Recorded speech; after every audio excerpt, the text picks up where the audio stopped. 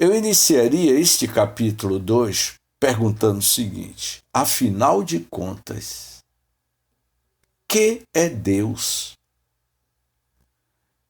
Que é esse ser inexplicável?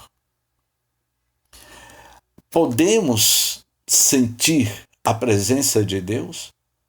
E foi nesse capítulo que Kardec ele vai tecer considerações profundas da existência de Deus. Entender Deus significa entender e conhecer a si mesmo. E ele inicia dizendo-nos: Deus sendo a causa primeira de todas as coisas, o ponto de partida de tudo, a base sobre o qual repousa o edifício da criação, é o ponto fundamental a considerar antes de tudo. Ponto. Eu poderia terminar o estudo aqui, não é, Macedo? Hein, Anderson? Eu poderia terminar o estudo com essa frase. Deus é a causa primeira, o ponto de partida, onde o edifício da criação, que é o universo, está centrado, criado por esta ultra inteligência que nós até então não sabemos que é Deus, dentro do nível de evolução espiritual de cada um de nós. Mas na medida em que nós vamos evoluindo na escala do tempo, na escala da evolução, cada um de nós vamos tendo uma melhor compreensão do Criador. Então, no próximo parágrafo, Kardec diz o seguinte: é princípio elementar que se julgue uma causa pelos seus efeitos, mesmo que não se veja a causa. A ciência vai mais longe, calcula o poder da causa pelo poder do efeito e pode até mesmo determinar sua natureza. É assim, por exemplo, que a astronomia deduziu a existência de planetas em determinadas regiões do espaço pelo conhecimento das leis que regem o movimento dos astros. A buscá-los, encontrou-os de modo que se pode dizer que realmente foram descobertos antes de terem sido vistos. Como a existência de outros planetas, das estrelas, das galáxias, é uma prova da existência de Deus? Deus teve início? Se Deus é o princípio inteligente, causa primeira ou primária de todas as coisas, conforme está na primeira pergunta do Livro dos Espíritos. Então, antes de Deus, não existiu outros deuses. Ele é o princípio de tudo. E se é o princípio de tudo, todo princípio terá um fim? Será que a nossa existência teve um princípio? Desencarnação, morte, vida, renascimento. Temos um princípio no corpo físico, o corpo nasce, morre, se desagrega. Mas o Criador absoluto é para a gente pensar, para que vocês percebam a potencialidade divina que cada um de nós somos. Então ele diz assim: a ciência vai mais longe, calcula o poder da causa pelo poder do efeito e pode até mesmo determinar sua natureza. É assim, por exemplo, que a astronomia deduz a existência de planetas, eu já falei aqui. Ao buscá-los, encontrou-os de modo que se pode dizer que realmente foram descobertos antes de terem sido vistos. Numa ordem de fatos mais comuns, se estamos mergulhados em um denso nevoeiro, olha aqui a alegoria que Kardec faz. Se todos nós estamos mergulhados em um denso nevoeiro, ao notar uma claridade difusa, julgamos que o sol está sobre o horizonte, motivo pelo qual ele não é visto. Se um pássaro em pleno voo é atingido por um tiro mortal, deduzimos que um hábil atirador o acertou, embora não se veja o atirador. Não é necessário ter visto uma coisa para saber que ela existe. Em tudo é observando os efeitos que se chega ao conhecimento das causas. Aí ele vai dizer aqui no item 3. Um outro princípio também elementar, que por força de ser verdadeiro, passou à condição de axioma. O que é a palavra axioma, para quem não conhece, não é? É uma proposição, ou axioma significa uma afirmação. A afirmação é que todo efeito inteligente deve ter uma causa inteligente, ou seja, a palavra axioma quer dizer afirmação ou uma proposição. É que todo efeito inteligente deve ter uma causa inteligente. Então, um exemplo, Anderson, não é isso, Anderson? Anderson é consequência, é um efeito inteligente por conta de uma causa inteligente maior. Percebeu, Anderson? Que você é uma potencialidade divina? Que você é consequência da criação de uma ultra inteligência divina. E que, referindo a Anderson, mas estou me relacionando a todos os seres humanos na Terra. Né? O Anderson, no momento atual, no dia 6 de setembro de 2024, às 18 horas e 47 minutos, Anderson Castro, este é o nome da personalidade dele. Ele está com o microfone no ouvido, reside em Salvador, tem uma família, tem uma personalidade, tem um CPF, tem uma identidade. Anderson é uma personalidade transitoriamente na atual existência, habitando este corpo pelo qual o princípio inteligente do universo, que é um ser espiritual, se manifesta através da personalidade Anderson. Entendeu, Anderson? Que você é muito mais do que você pensa. Então, cada um de nós somos um ser espiritual, criado simples e ignorante, e que nesses últimos milênios de anos, chegamos a esse nível de Homo sapiens, que há milhões de anos atrás, há uns 700 mil anos, quase um milhão de anos atrás, Anderson. Jaguar, que está aí com a tela aberta, Anderson. Jaguar era uma mulher de Neandertal, com aquele cabelo louco lá sabe? O homem de Neandertal tinha 80 bilhões de neurônios há 1 milhão de anos atrás. O homem de Neandertal tinha 80 bilhões de neurônios.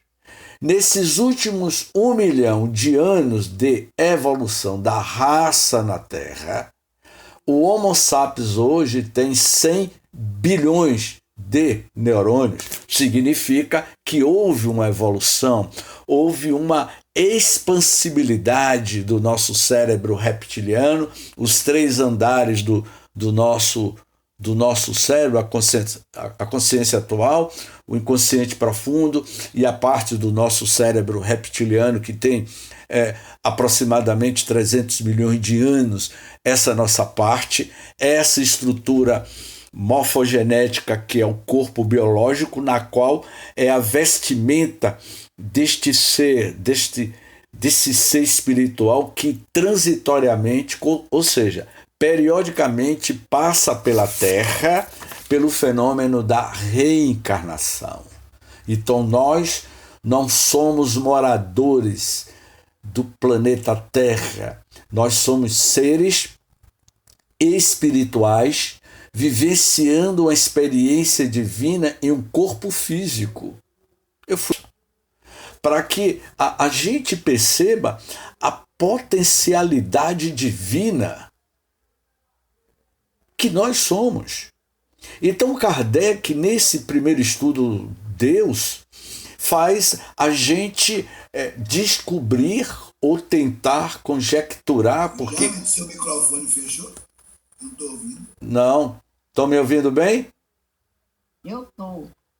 Estão me ouvindo? Estão me ouvindo bem, Anderson? Estou normal. Ok. Tem que abrir o áudio dele lá. Você tem que abrir o seu áudio, não, Macedo?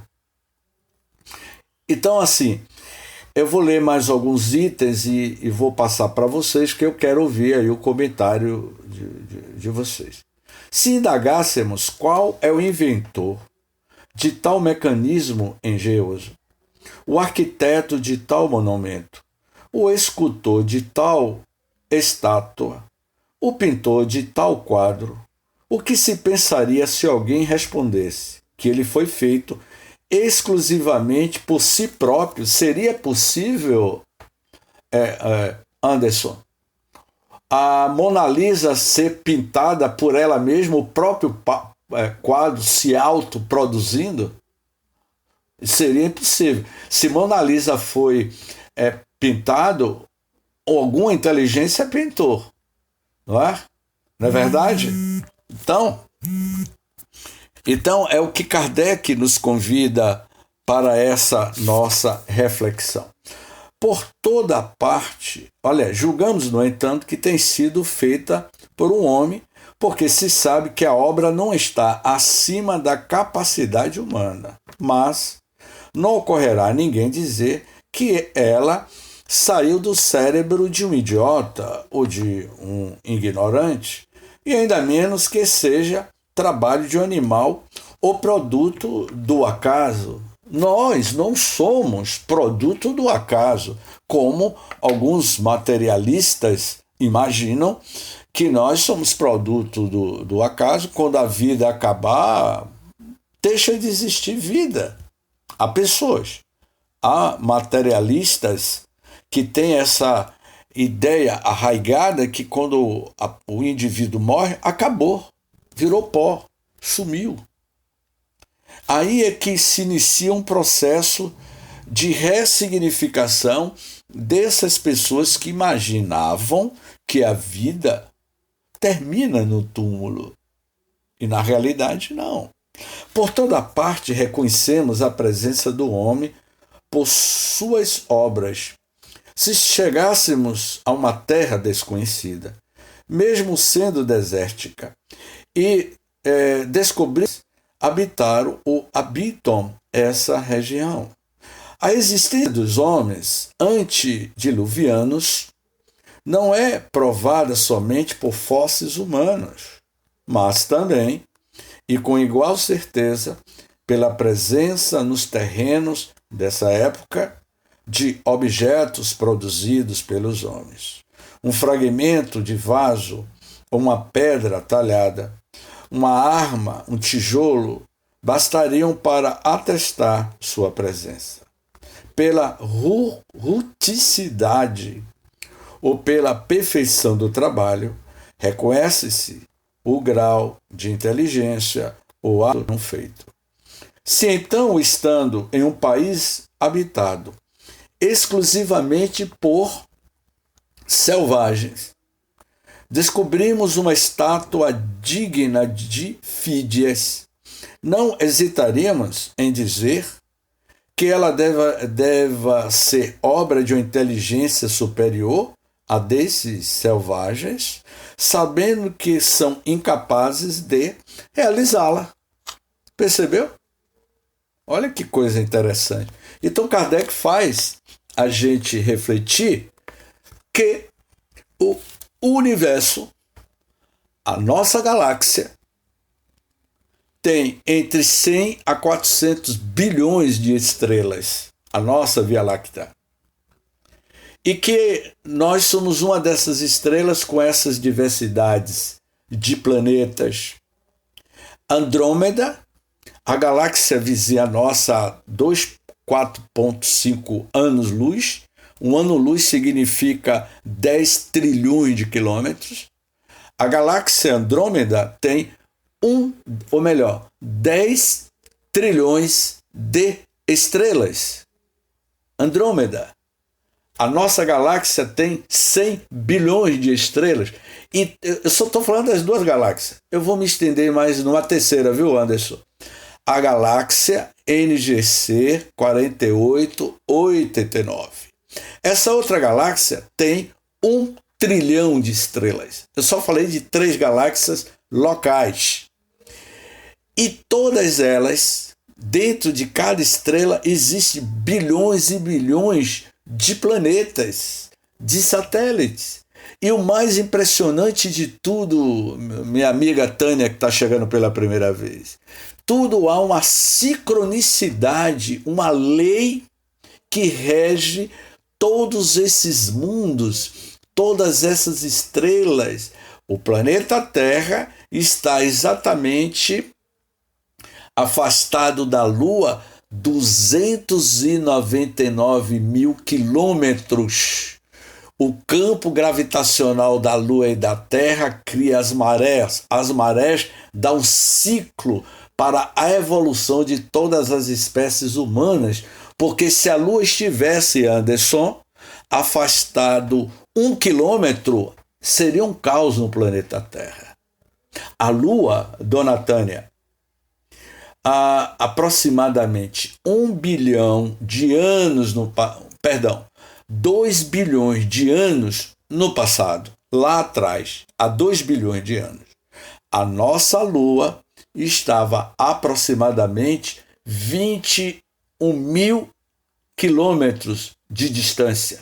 21 mil quilômetros praticamente estava colado na Terra. Sabe como é que era a força gravitacional da Lua, do satélite Lua sobre a Terra? Havia convulsões, maremotos. O planeta Terra era um caldeirão um caldeirão de sopa. Visualize um caldeirão de sopa fervendo, em ebulição. Com a explosão, a Lua se afastou e está a 299 mil quilômetros de distância. O Sol está a mais de 180 milhões de quilômetros de distância. Se o Sol tivesse a 150 milhões de distância, aqui para contar a história. Então o universo é regido pela lei da matemática cósmica. Tudo é regido por uma inteligência, uma sincronicidade. Um exemplo, a tensão pré-menstrual da mulher, o ciclo menstrual da mulher é 28 dias. O ciclo da rotação da Lua, a Lua cheia, é 28 dias. O ciclo da rotação da Terra ao derredor do Sol é 365 dias. A árvore, o carvalho, que é a árvore mais antiga, cada nódulo do carvalho tem de 2.000 a 1.500 anos. Tudo é um ciclo. A nossa vida é regida por uma lei inteligente. Então tudo está dentro de uma sincronicidade de um relógio cósmico universal que rege todas as leis. Olha o que ele diz aqui.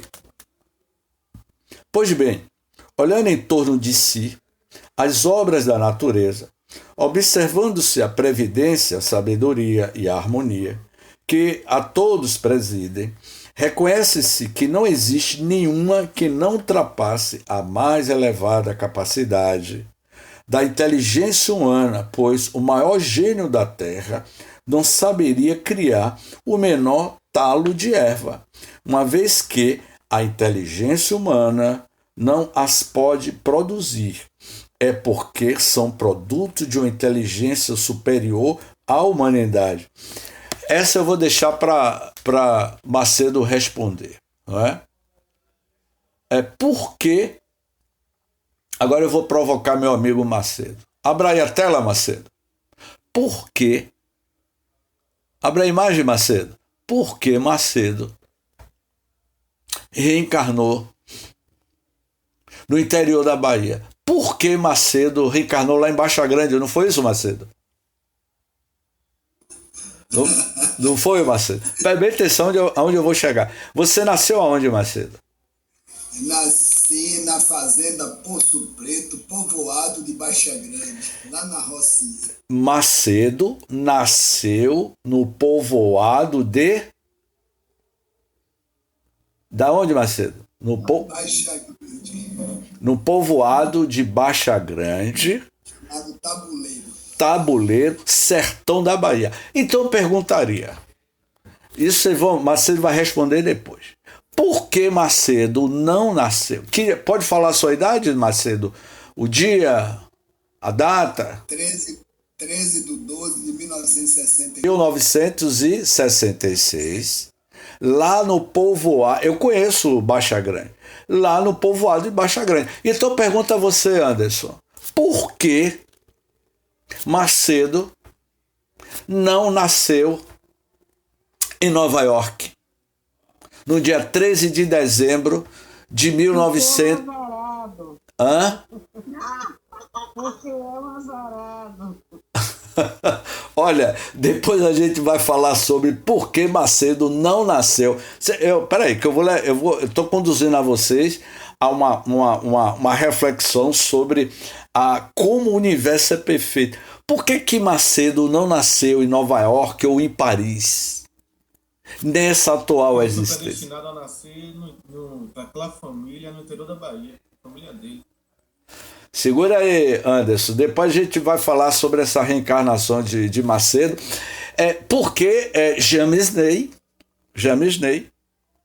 nasceu em Salvador. Essa semana eu estava, o Anderson, eu estava viajando, eu estava vindo de Piauí para cá de ônibus com minha esposa e eu dizendo, mas, pô, você nasceu no interior, eu conheço o meu amigo Macedo que nasceu em Baixa Grande, mas por que eu nasci na capital? A maioria das pessoas nasceram no interior, eu nasci em Salvador, minha família, meus pais do interior, eu nasci em Salvador. Por que eu nasci em Salvador? Por que eu não nasci lá em Baixa Grande ou lá na terra de vocês? Porque existe uma lei cósmica universal que rege a intimidade do ser espiritual que você é. Hoje Macedo está em Baixa Grande, o Anderson. Mas essa carinha de Macedo aí que você está vendo aí na tela... É muito provável que ele já esteve lá na Europa. Deve ter sido um fidalgo, não é? E como fidalgo, abusou muito Anderson. Aí, para ele pagar a língua dele, ele reencarna lá em Baixa Grande, lá na roça, para desenvolver a virtude da humildade, não é, Macedo? Então, Macedo... Ô Anderson, você com esse microfone nos ouvidos, né? Você é de Salvador, Anderson? Eu já frequento o estudo já há uns 3 anos. Sim, eu não estou perguntando a você, meu querido Anderson. Salvador, moro no Cabula. Anderson nasceu no Cabula, em Salvador. Mas provavelmente... Você é de que interior? Meus pais são do interior, nasci aqui. Mas seus pais é de que interior? Araci, né?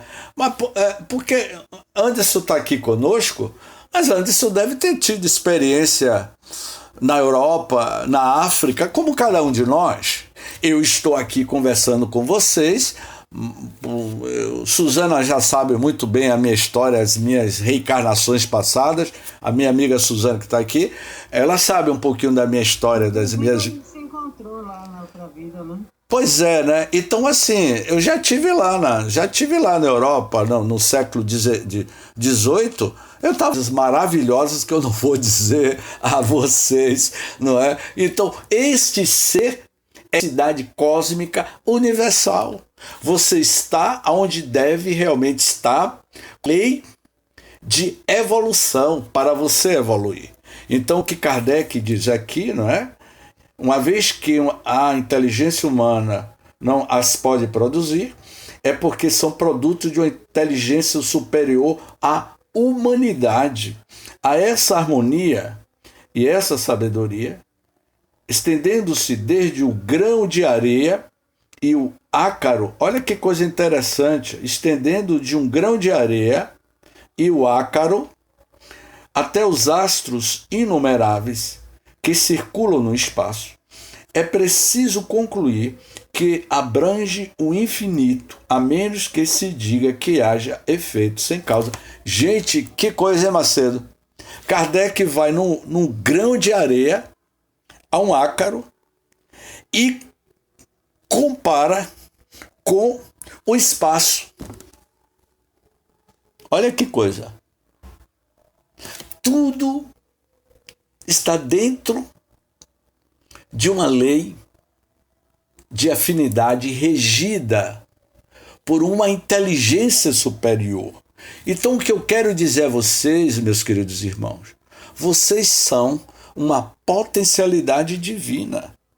E aí, para concluir o item 6, eu vou ler aqui o item 6 e vamos abrir agora para o comentário de você. Eu vou concluir aqui o item 6. A isso, alguns contrapõem o seguinte argumento: as obras ditas da natureza são produto de forças materiais que agem mecanicamente por causa das leis de atração e repulsão. As moléculas dos corpos inertes se agregam e se desagregam sob o domínio dessas leis. As plantas nascem, desenvolvem-se, crescem e se multiplicam sempre da mesma maneira, cada uma na sua espécie por efeito dessas mesmas leis. Cada indivíduo é semelhante àquele do qual proveio o crescimento, a floração, a frutificação, a coloração, estando subordinadas a causas materiais, tais como o calor, a eletricidade, a luz, a umidade, etc. É o mesmo com os animais. Os astros se formam pela atração molecular e se movem perpetuamente em suas órbitas pelo efeito gravitacional que eu estava falando anteriormente. Essa regularidade, e que eu falei da menstruação, ou seja, vocês mulheres e homens, eu fiz uma palestra sobre as leis de gravidade do universo, e aí eu falo da TPM da mulher até o universo. Tudo é regido por um ciclo. A mulher fêmea, no período do homem de Neandertal, a mulher primitiva de 15 mil anos atrás, ela não menstruava. O ciclo biológico do nascimento do ser, da mulher feminina, da espécie feminina, era completamente diferente desse processo nosso. Houve uma transmutação, uma nova modelagem no corpo feminino, porque a mulher fêmea, como era chamado há 15 mil anos atrás, ela não menstruava. E por que hoje há menstruação? Esse foi um dos meus questionamentos, sabe, Macedo? Junto com o doutor Ildefonso e Elcimar Coutinho. Eu vou fugir um pouquinho aqui, mas retorno logo. Elcimar Coutinho, ele escreveu um livro, cujo título do livro se chamava Menstruação, uma sangria inútil. E eu ficava, como eu não sou médico, mas eu ficava questionando o doutor Ildefonso, mas doutor Ildefonso, a menstruação, a ovulação, não é um processo biológico do corpo feminino para a reprodução? E doutor Elcimar Coutinho, ele desenvolveu uma técnica que a menstruação é uma sangria inútil, era o título do livro, não é? Menstruação, a sangria inútil. Então ele dizia que quando a mulher está menstruada, ela tem enxaqueca, ela tem vários fatores emocionais. Agora que eu entendo, sabe, dona Áurea? Agora que eu entendo que quando minha mãe estava no TPM, ela descia o pau na gente quando a gente era mais novo. Minha mãe, quando estava na TPM dela, quando ela era nova. Então, cada mulher tem uma reação, não é? E eu ficava fazendo esse questionamento. O que eu quero dizer que tudo evolui e que eu, das minhas análises, nas minhas introspecções, a mulher feminina do futuro, ela não mais passará por essas questões da TPM, porque à medida que o espírito evolui, o corpo feminino vai ganhando uma nova modelagem, vai se aperfeiçoando mais, o espírito que vai reencarnando no ventre materno, a placenta vai se tornando mais estruturada, mais dócil, e a mulher deixará de ter as dores e as questões, porque o espírito vai evoluindo. Isso é muito interessante, uma reflexão que a gente está fazendo. Então, o que eu quero dizer aqui, resumindo, e que Kardec diz que a existência do relógio atesta a existência do relojoeiro, a engenhosidade do mecanismo atesta a inteligência e a sabedoria do relojoeiro. Quando se vê um desses relógios complicados que marcam a hora das principais cidades do mundo e o movimento dos astros que se movem no espaço, relógios que parece falar conosco para dar, num momento certo, a informação que precisamos, acaso ocorreria alguém dizer: eis aí um relógio muito inteligente? O mesmo acontece com o mecanismo do universo. Deus não se mostra, mas afirma-se por suas obras. E você é o que mesmo, Eliane? Você é o que mesmo, Eliane? A mais pura expressão da obra do Criador.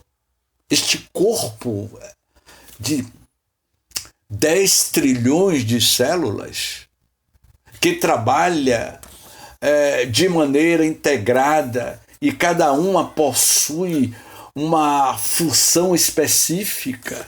Os 10 trilhões de células que compõem o nosso corpo humano, ela trabalha de forma uma sincronicidade perfeita, não é? Então, é mão de uma inteligência que o telescópio James Webb jamais... O telescópio James Webb, Anderson, pesquisa aí depois, Anderson, consegue escanear o universo observável. E o universo espiritual, Anderson? Nenhuma tecnologia ultra evoluída na Terra ainda não tem a capacidade de fotografar os universos espirituais. O mundo espiritual, porque a nossa tecnologia é rudimentar a nível da evolução da raça. A nossa tecnologia na Terra vai se modificando. Percebeu?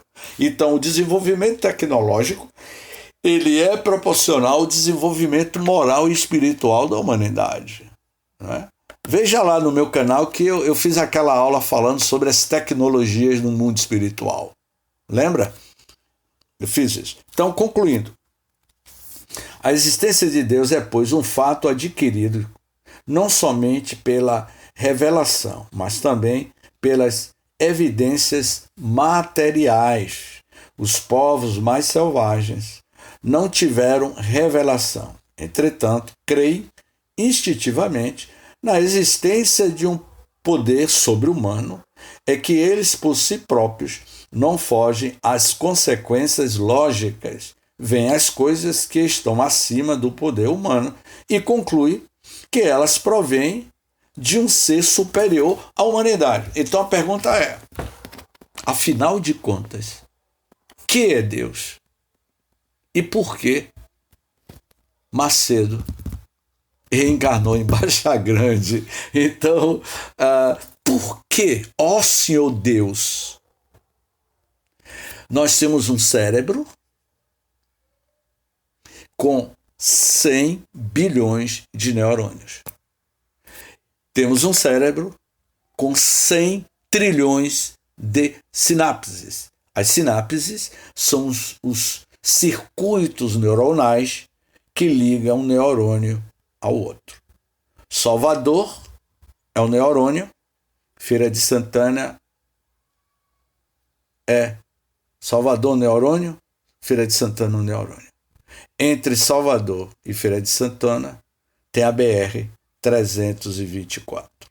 Essa BR-324 que liga Salvador à Feira de Santana, Salvador neurônio, Feira de Santana neurônio.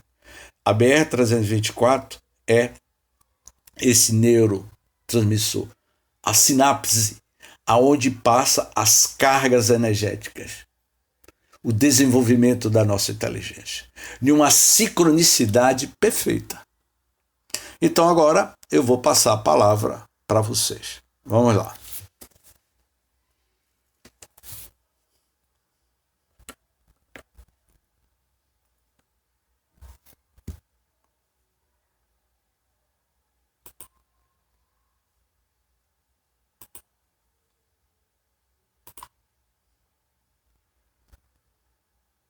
Quanta luz neste ambiente, descendo sobre nós, vibrando em nossas mentes. Eu vou cantar enquanto vocês pensam. Afinal de contas, o que realmente eu sou? Tenho consciência? Hoje, eu sou um espírito imortal. Você tem consciência total?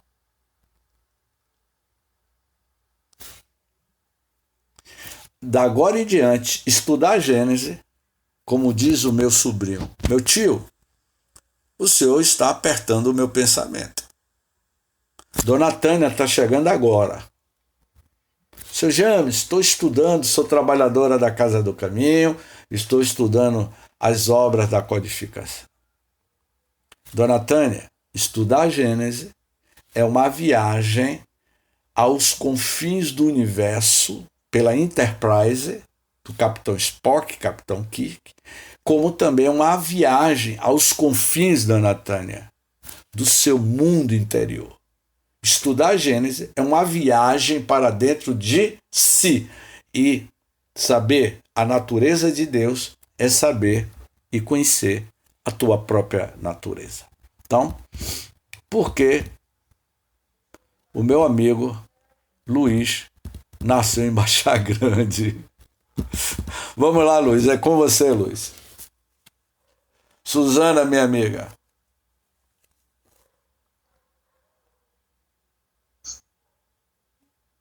Estou aqui. Pensando, né? Estou aqui pensando, refletindo um pouco. Pois é. Eu não vou abrir a câmera não, porque eu estou aqui deitada na poltrona e a posição não é muito... não favorece muito a minha beleza. Mas, assim, eu não sei dizer não. Eu sei que eu achava que eu era meio revoltada por ter nascido em Salvador. Eu achava que era uma punição que Deus estava me dando por alguma coisa muito ruim que eu fiz em outra vida e que eu tinha que nascer em Salvador. Uma cidade, para mim, suja, barulhenta e com um povo muito mal educado. Eu era muito revoltada e quente, né? Que eu tenho uma grande sensibilidade ao calor. Eu não suporto calor. Então, eu ficava achando, durante muito tempo, eu achei que eu era punida por vir morar aqui, que eu queria estar morando, não precisava ser na Europa, mas na rua de propósito, né? Deixam lixos na rua, né? E aí, eu, muito instigada com isso, eu comecei dentro dos estudos espíritas, né? Ao longo da vida, eu comecei a perceber que eu estou no lugar certo, na hora certa, para o meu desenvolvimento interior. não é? Então, eu não, ainda que eu não tenha gostado de viver aqui, é ter um propósito para isso. E qual é esse o propósito, né? Aí eu fico vendo assim, olha, evita, por exemplo, que eu passe calamidades, como no Rio Grande do Sul, como na guerra, né? Traz para mim que eu precisava talvez experimentar essa religiosidade. Então eu fui encontrando, não claramente, não nitidamente, mas assim, noções do porquê que eu nasci em Salvador, num sábado de carnaval. Né? Isso aí para mim foi bom, porque eu adoro carnaval. Gostava muito quando era o carnaval da década de 80, 90. Então, eu fui me acomodando, me ajustando e aceitando esse propósito, né? Porque tem um propósito, tá certo? E eu fui aceitando esse propósito, ainda que eu não o entenda completamente, mas a minha revolta passou, né? Porque eu entendo hoje que tem uma razão Sim, que mas. foge à minha consciência, ao meu conhecimento. Sim, dona Suzana. E Deus? A existência de Deus dentro do que nós colocamos. Então, aí você no começo falou sobre o princípio, né? Que Deus era o princípio de todas as coisas, né?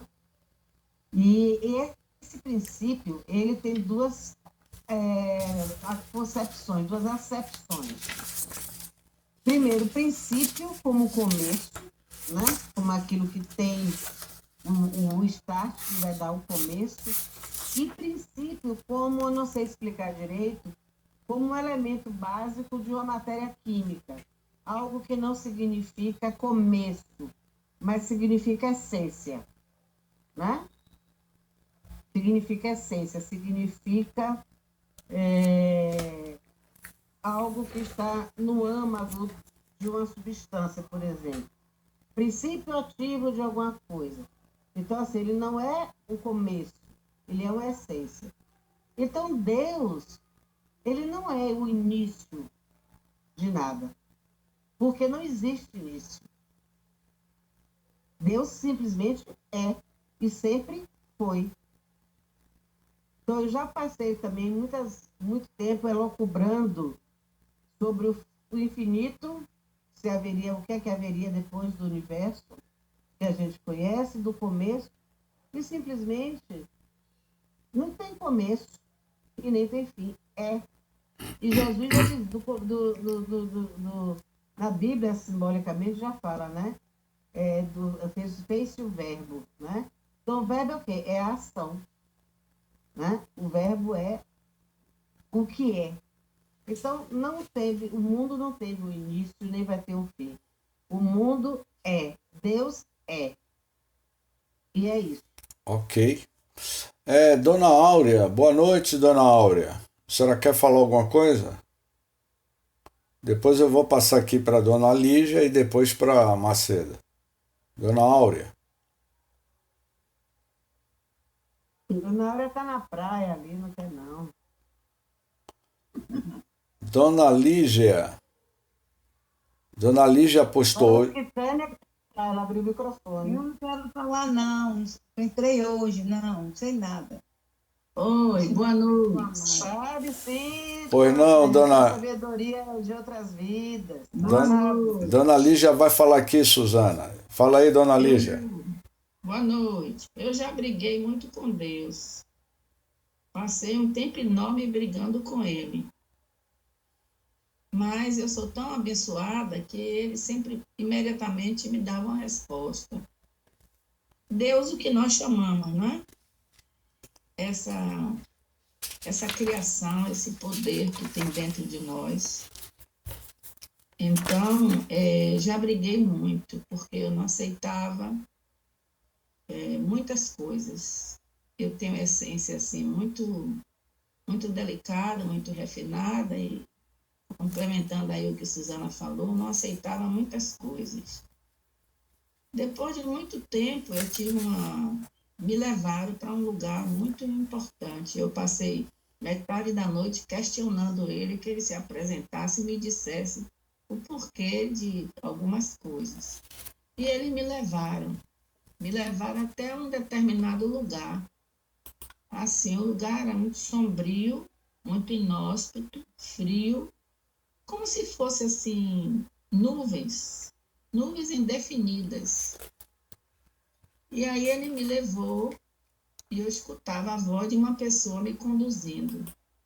Dizia assim, você está vindo aqui? Eu sim, eu achando que eu ia chegar no finito, não é? Porque eu sempre fui muito curiosa, sempre fui muito das exatas, da razão, da lógica. Aí eu, assim, saltitante, dizendo, é hoje que eu vou descobrir tudo. E chegou num determinado lugar que ele disse, você só pode ver até aqui. Então, depois disso, eu comecei a entender que nós não temos inteligência, nosso cognitivo não tem alcance para alcançar a grandeza de Deus, o poder da criação. E que eu devo me descobrir nas minhas pequenas interrogações. Esse já é um grande tesouro. Eu descobri meus conflitos internos. Já é um grande tesouro. E não sei quantas encarnações levarei para descobrir esses inferninhos que tem dentro de nós. Sei que sou muito abençoada, tenho muitas respostas, mas não sei quantas encarnações levarei para descobrir o que comumente se chama de mistérios. Não tenho autorização para nem sequer estar argumentando. Sou eu comigo mesma. Ok. É essa a explicação que eu encontrei até agora. Ok, dona Lígia. Macedo. Olá, boa noite, James, boa noite a todos. Realmente, meu irmão, um espírito altamente orgulhoso, que eu sei que eu sou. Só deveria nascer lá no meio dos jegues, das galinhas, dos porcos, dos animais. Ter que fazer uma caminhada enorme para sair daquele lugar, porque foi um resgate espiritual, para me tirar da roça, botar no povoado para fazer educação primária. Depois minha diretora foi um incentivo enorme para convencer meu pai para deixar eu estudar em Baixa Grande, fazer o ginásio. Depois me passar, olha, é uma caminhada, porque eu digo, meu Deus, só muitas bênçãos, muito agradeço para me tirar de lá. E olha que periodicamente, quase toda semana eu viajo mentalmente e faço aquele percurso todo dia. Eu digo, meu Deus, é justamente para dizer assim, tu era muito orgulhoso, tu precisa ser humilde. Então, você acertou, tá? Desenvolver humilde.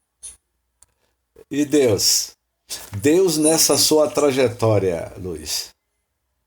É interessante, né? Primeiramente, sem Deus, sem a existência de Deus, eu não existiria, porque não me autocriei, nem tenho nem como imaginar eu me autocriar, nem meus pais biológicos me criaram.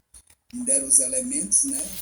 Organogenéticos, né? A genética, para eu me desenvolver. Então, eu, espírito, né? Ser pensante, falante, né?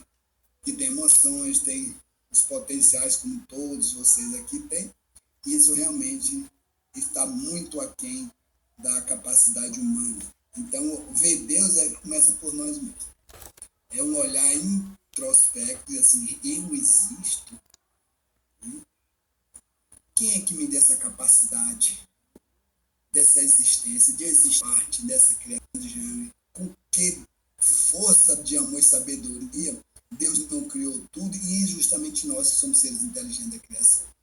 É uma força que a gente não tem capacidade de acessar, de ainda, né? Mas é uma forma da gente realmente reconhecer a existência de Deus partindo por nós mesmos. Eu existo, tenho uma vida. E Deus... E só para fechar minha falazinha, eu adorei a forma como Kardec fechou o capítulo, né? O capítulo não, esse top, capítulo não, o top. Ele diz assim, não somente a existência de Deus é um fato adquirido não só pela revelação, né, mas pela evidência material dos fatos. Então, os fatos revelam Deus. Deus está revelado pela sua própria obra. Como você colocou o axioma, né? Pelos efeitos inteligentes, remonta a inteligência, foi lido aí, bem comentado por você. Tudo aquilo que transcende a capacidade humana, no sentido de efeito inteligente, remonta uma causa inteligente. Se não está nos humanos, até o próprio Jesus, o ser mais inteligente, chegou aqui na Terra, ele não entrou nessa vertente de dizer que era o criador. Humildemente, ele reportou ao Pai Criador, né, e mantenedor de todas as coisas. Muito bem. Denis, eu vou precisar sair agora. Eu gostei muito da sua fala, eu gostei muito do tema de hoje, viu? Mas eu vou precisar sair, tá bom? Ok, meu Um amigo. abraço a vocês. Até a próxima Obrigada, semana. Luiz. Sempre eloquente, viu? Um abraço, querida. Luiz, o próximo estudo da semana que vem, da natureza divina. Mas vamos dar aqui um adendo a um questionamento de Dona Lígia. Dona Lígia levantou algumas reflexões. Na próxima semana, Deus é a suprema e soberana inteligência, Deus é eterno, Deus é imutável, Deus é imaterial, Deus é onipotente, Deus é soberanamente justo e bom, Deus é infinitamente perfeito, Deus é único. E no item 8, que nós vamos comentar na próxima semana, Dona Lígia, o questionamento de Dona Lígia, Kardec dá uma resposta respondendo-nos: não é dado ao homem sondar a natureza íntima de Deus. Temerário seria aquele que pretendesse levantar o véu que há oculta de nossos olhos. Falta-nos ainda o sentido que só se adquire pela completa purificação, pela completa evolução espiritual do espírito. Então, Dona Lígia, respondendo às reflexões de Dona Lígia, nós ainda não temos capacidade de entender a natureza íntima de Deus por conta, Anderson, do nível de evolução em que nós nos encontramos. Nós, o coração puro, sem ódio, sem guerras. Coração puro significa alma mais translúcida. Coração puro significa alma graciosas. Coração puro é quando a humanidade deixar de existir a desigualdade social na humanidade, quando não existir mais a pobreza, quando não existir mais a riqueza, quando não existir mais as guerras, e nós nos tornarmos espíritos bem-aventurados, aí nós vamos entender a natureza íntima de Deus. Até lá, estamos aqui com os nossos egos, as nossas disputas egóicas, querendo que Deus seja antropocêntrico, querendo que Deus seja com os mesmos defeitos egóicos que nós temos. Então, na próxima semana, vamos estudar esse item 8 da natureza divina. Se é da natureza divina, nós somos constituídos dessa natureza divina. Eu vou dar um spoiler, viu, meus amigos? Se Deus é eterno, ô Macedo, estude esse capítulo, viu, Macedo? Porque a gente vai discutir bem na próxima semana. Se Deus é eterno, nós somos eternos. Se Deus é imutável, nós também somos imutável. Um dia, quando nós nos tornarmos espíritos puros, seremos imutável. Deus é imaterial, Sua natureza difere de tudo que chamamos de matéria, de outro modo não seria imutável, pois estaria sujeito às transformações da matéria. Quando o espírito se tornar um espírito puro, ele não está mais sujeito à lei da matéria. Percebeu, Macedo? Deus é onipotente? Se não tivesse o supremo poder, poderíamos conceber um ente mais poderoso e assim por diante, até que se encontrasse um ser cujo poder nenhum outro pudesse ultrapassar. Este não seria Deus. Como não teria feito todas as coisas, aquilo que não tivesse feito seria obra de outro Deus. Deus é soberanamente justo e bom, a sabedoria providencial das leis divinas. Nós somos soberanamente bons e justos, seremos quando nos tornarmos espíritos perfeitos. Então, próxima semana eu pediria a vocês que vocês estudassem esse item da natureza divina, item 8, do item 8 até o item 19, ok? Quem pode fazer aí a prece de encerramento? Senhor Deus, fonte de luz, fonte criadora, nesse momento, nos curvamos diante de Ti, pelo maior movimento que podemos fazer, pela falta da linguagem humana, em lhe agradecer e lhe reconhecer. Neste dia tão precioso, onde se convergem muitas bênçãos voltadas para nós, nós lhe agradecemos, é a única palavra que temos para expressar esse sentimento grandioso pelo seu infinito amor. E assim, pedimos que nos dê a força de saber conduzir para o seu trabalho, para o seu engrandecimento desta obra que nos proporciona e que nós não sabemos, mas que podemos sentir. Que nunca nos falte os vossos mensageiros para nos ajudar nas nossas fraquezas, que não conseguem enxergar Deus, daqueles que não conseguem perceber a tua beleza, que esses momentos se vá até essas lacunas